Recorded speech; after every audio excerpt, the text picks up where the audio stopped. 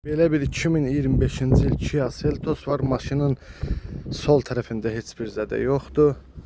Maşının zədəsi ön hissəsində kapotdur, bufer, radiatordur. Bax bunlardır.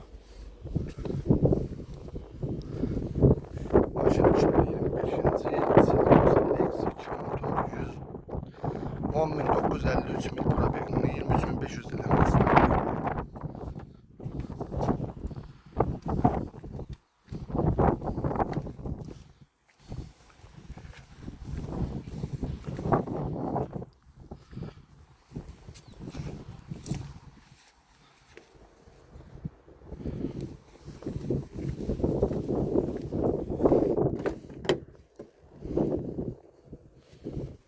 Maşının bu salonudur.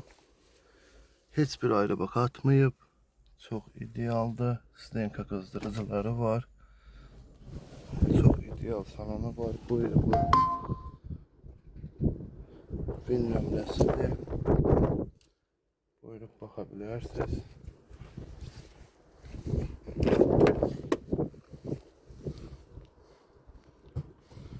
Bu salonudur.